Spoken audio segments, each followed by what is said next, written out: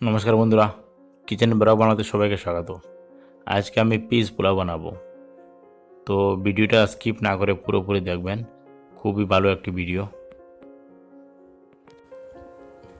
So এটা বানানোর জন্য আমি প্রথমে 2-3 চামচ তেল দিয়ে দিলাম। এর মধ্যে 2টো লং, 2টা এলাচি, 2টো দালচিনি আমি দিয়ে দিলাম। তেজপাতা একটা টুকরো করে দিয়ে দিলাম। ওটাকে ঠিকভাবে ভালোভাবে নাড়াচাড়া করে নেব। পেঁয়াজ দিয়ে দিলাম আমি। পেঁয়াজটা আমি স্লাইস করে নিয়েছিলাম, তো এটাকে দিয়ে দিব। এটাকে কিছুক্ষণের জন্য ফ্রাই করে নেব। আপনারা দেখতেই পাচ্ছেন ফ্রাই হয়ে গেল, দেখতে পাচ্ছেন।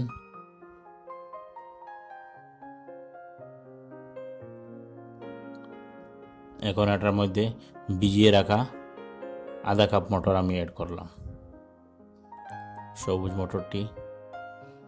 এটাকে নাড়াচাড়া করে নিব। এটা ঢেকে দেব।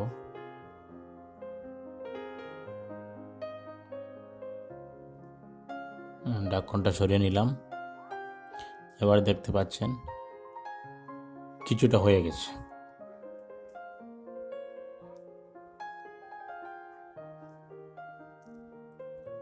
আর ভিজিয়ে রাখা পোলাও রাইস 500 গ্রাম আমি অ্যাড করে দিলাম।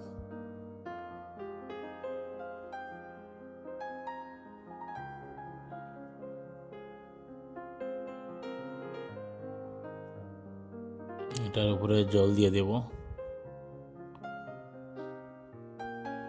জল আমার যতটুকু লাগবে অতটুকু দিয়ে দেব। কি হয়ে গেলে স্ট্রেন করে নেব কিছু অংশটা। তো আমার পোলাও রাইসটা ঝরঝরা হবে। নুন কিছুটা দিয়ে দিলাম, তার মধ্যে হলুদ গুঁড়ো দিয়ে দিলাম।